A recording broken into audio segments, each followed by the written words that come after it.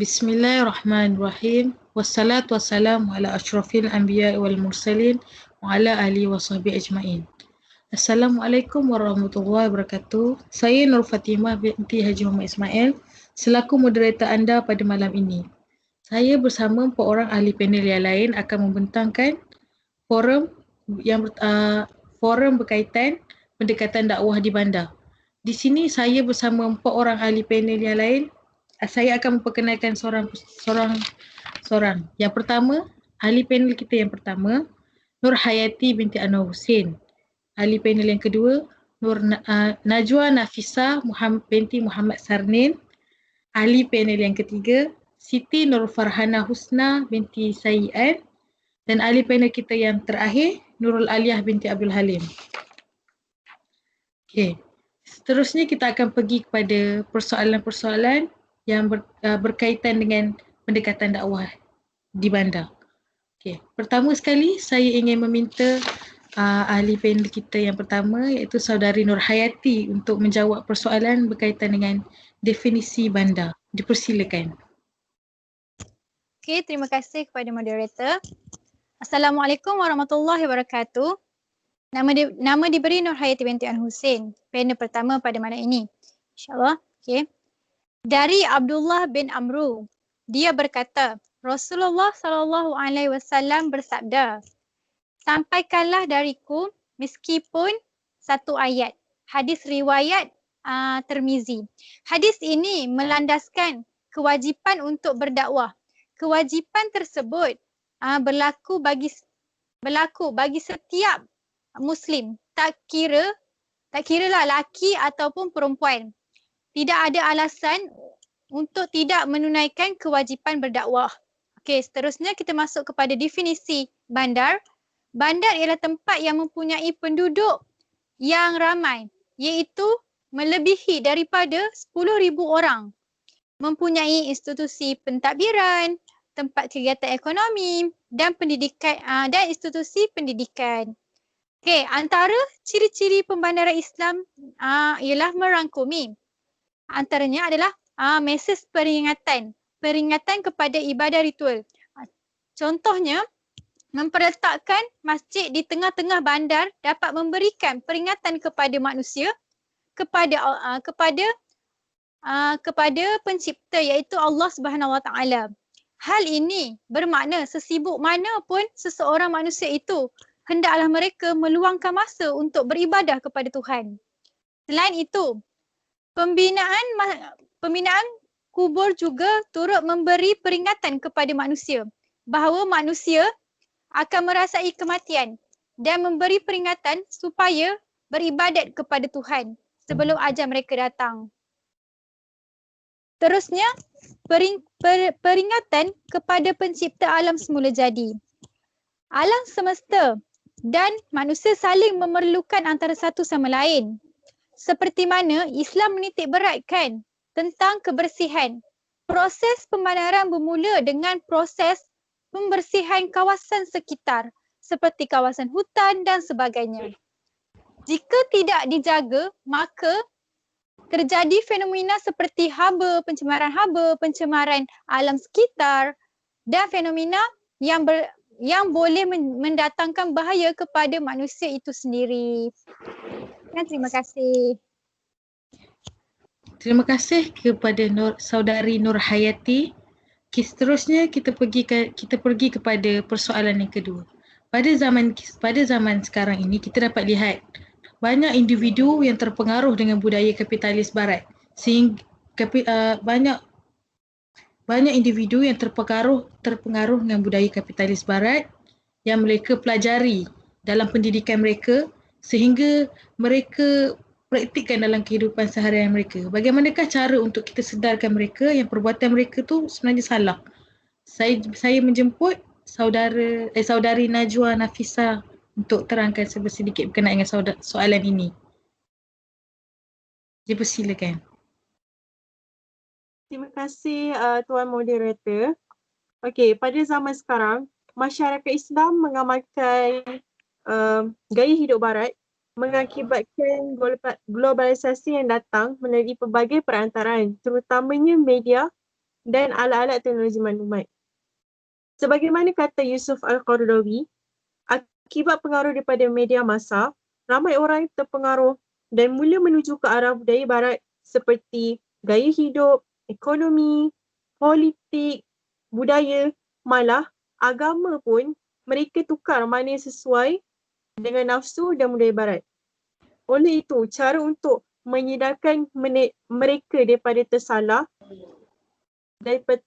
terjerumus, manusia moden hari ini juga mereka memerlukan tamadun yang baru yang memiliki satu misi dan falsafah yang membezakan antara misi dan falsafah budaya barat. Ciri-ciri tamadun yang baru itu mestilah berdasarkan kepercayaan yang kuat terhadap Al-Quran dan As-Sunnah dan perlulah menjadi sumber di dalam pelbagai bidang. Yang kedua adalah dengan penggunaan internet. Seperti yang kita tahu, dakwah dalam internet seperti WhatsApp, TikTok, Facebook dan IG adalah salah satu media sosial yang boleh yang boleh menyedarkan mereka tentang pengaruh kapitalis barat itu adalah salah. Ini kerana dakwah merupakan metod dan cara yang terdekat digunakan bagi melaksanakan dakwah untuk menarik perhatian dan memenuhi sasaran supaya dapat menerima ajaran Islam yang disampaikan dan dipraktikannya dengan cara yang betul. Sekian daripada saya. Okey, terima kasih kepada saudari Najwa Nafisa. Seterusnya kita pergi kepada soalan yang ketiga. Dalam era kita yang serba moden ni, kita dapat melihat sikap segelintir masyarakat yang terlalu taksub dengan artis-artis barat sehingga mereka sanggup mengamalkan dalam kehidupan seharian mereka. Maksud saya kat sini, contoh macam budaya-budaya barat ni macam budaya-budaya Korea. Sampaikan mereka, kita dapat tengok yang budak-budak zaman sekarang ni kan, kita dapat tengok mereka terpengaruh dengan tarian tu semua. Jadi saya nak tanya kepada saudari Siti Nurfahana binti Husna tentang macam mana cara untuk kita sedarkan kepada mereka tentang bahayanya budaya taksub dan fanatik terhadap artis-artis ni semua. Dipersilakan saudari Siti Nurfahana. Okay, terima kasih moderator atas soalan tersebut. Okay, bismillahirrahmanirrahim. Okay, cara yang perlu dilakukan, cara yang kita boleh lakukan untuk mengubah sikap segelintir masyarakat yang terlalu taksub dengan artis-artis barat sehingga sanggup mengamalkan dalam kehidupan seharian. Okay, sebelum tu saya ingin memetik satu surah, surah Al-Baqarah ayat 143 yang bermaksud, katakanlah wahai ahli kitab, janganlah kamu melampau-lampau dalam agama, janganlah kamu melampau-lampau dalam beragama kamu secara tidak benar, dan janganlah kamu menurut hawa nafsu suatu kaum yang telah sesat sebelum ini dan telah menyesatkan banyak manusia, dan juga mereka yang telah sesat dari jalan yang jauh. Okey, dalam ayat di atas ia menunjukkan Islam ni sangat tak suka, sangat melarang sebarang perkataan dan perbuatan yang dilakukan oleh seseorang dalam bentuk yang melampau-lampau, secara melampau-lampau lah. Sikap taksub dan fanatik ni sebenarnya merupakan satu sikap yang keterlaluan dan melampau dalam satu pegangan dan pendirian, dan biasanya berkaitan dengan keagamaan. Sikap ni sebenarnya bukan mudah untuk kita ubah. Jadi kerana dia melibatkan pemikiran jiwa kemasyarakatan, dia melibatkan pemikiran, dia melibatkan jiwa, dia melibatkan kemasyarakatan, politik. Tetapi sikap ni masih boleh diawasi oleh pihak-pihak atasan. Antara langkah-langkah yang boleh diambil ialah masyarakat tu sendiri perlu mendekatkan diri dengan agama. Contohnya seperti mendengar ceramah ke, berzikir, membaca Al-Quran, mengikuti segala apa yang disuruh oleh Allah dan meninggalkan segala yang dilarang oleh Allah. antara pihak-pihak yang berperanan penting dalam hal ini, dalam menangani sikap taksub dan fanatik ni ialah Jabatan Kemajuan Islam Malaysia, selain itu Majlis Agama Negeri-Negeri, dan banyak lagi. Mereka ni semua berperanan penting kerana mereka mampu untuk menarik masyarakat yang terlibat dalam hal-hal di atas. Selain itu, pihak-pihak atasan juga perlu untuk mendedahkan kepada masyarakat tentang keburukan sikap fanatik dan taksub ni. Di samping kita juga perlu mengenal artis-artis barat ni, agenda artis-artis barat ni. Contoh seperti K-pop, yang sebenarnya mereka ni lebih kepada ingin membuatkan kita ni leka kepada dunia dan lupa kepada tanggungjawab kita sebagai seorang hamba. Sekian, terima kasih. Terima kasih kepada saudari Siti Nurfahana Husna. Seterusnya, kita pergi kepada persoalan seterusnya. Bila persoalan seterusnya dia berkait rapat dengan persoalan yang sebentar tadi yang dijawab oleh Cik Husna. Persoalan seterusnya ni, bila kita terlalu fanatik dengan artis-artis barat ni, kita mesti akan ikut semua aktiviti yang berkaitan dengan mereka. Contohnya seperti mendengar lagu-lagu mereka, mengikuti setiap perkembangan artis-artis tersebut lah. Jadi, perkara-perkara itu semua akan membawa kita kepada terjerumus dalam keseronokan yang melampaui batas sehingga kita lupa kepada tugas kita sebenar, tugas sebenar kita sebagai hamba Allah. Jadi saya nak tanya kepada saudari Nurul Aliyah, bagaimana cara untuk kita sedarkan masyarakat? Macam mana cara untuk kita tegur masyarakat sekeliling ni untuk tidak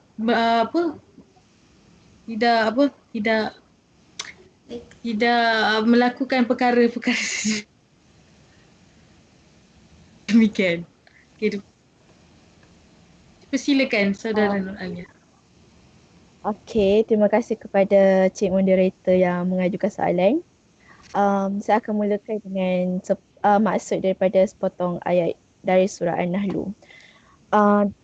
Surah An-Nahlu ayat 125 yang bermaksud, serulah ke jalan Tuhanmu wahai Muhammad dengan hikmat, kebijaksanaan dan nasihat, pengajaran yang baik, dan berbahaslah dengan mereka yang engkau serukan itu dengan cara yang lebih baik.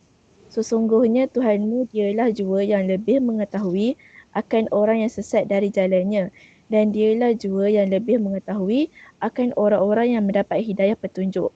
Maksud daripada ayat ini ialah ayat ini memberitahu kita tentang 3 cara untuk menyampaikan dakwah.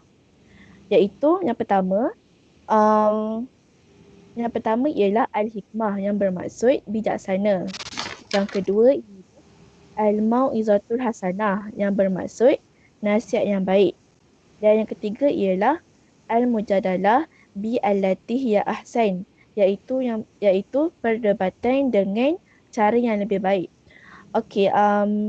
Daripada cara di atas, kalau kita amalkan dengan cara ini, kita dapat mengelakkan berlakunya salah faham antara kita dengan orang yang kita dakwahkan. Contohnya, kita tidak mengguris ataupun mengguris hati mereka lah, kerana sebabnya dalam dakwah ni kita kena dengan cara yang lembut agar diorang dapat terima apa yang kita dakwahkan.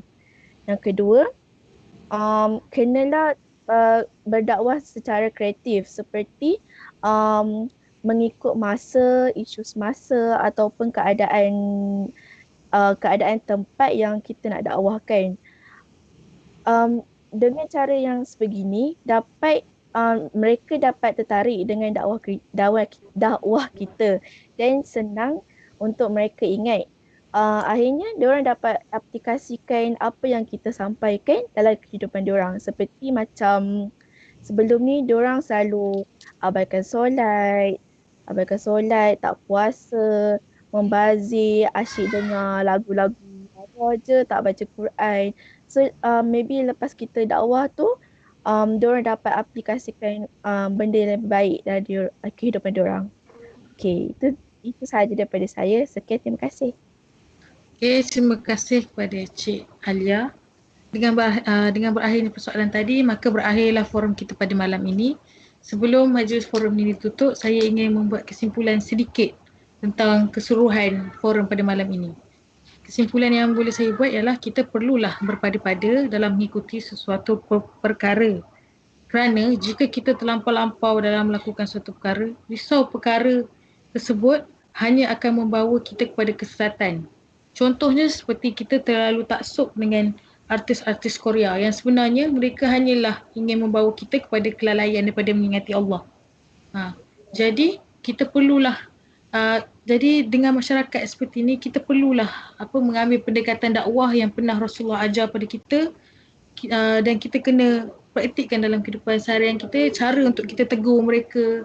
Sebab masyarakat kita tengok dari zaman sekarang ni makin lama makin moden. Jadi pendekatan dakwah yang kita nak bawa pada mereka mestilah selari dengan zaman yang ada pada mereka. Okay, saya rasa sampai di sini saja forum kita pada malam ini. Terima kasih kepada para hadirin yang mendengar forum kami pada malam ini. Okay, terima kasih kepada ahli-ahli panel yang lain juga. Okay, Assalamualaikum warahmatullahi wabarakatuh.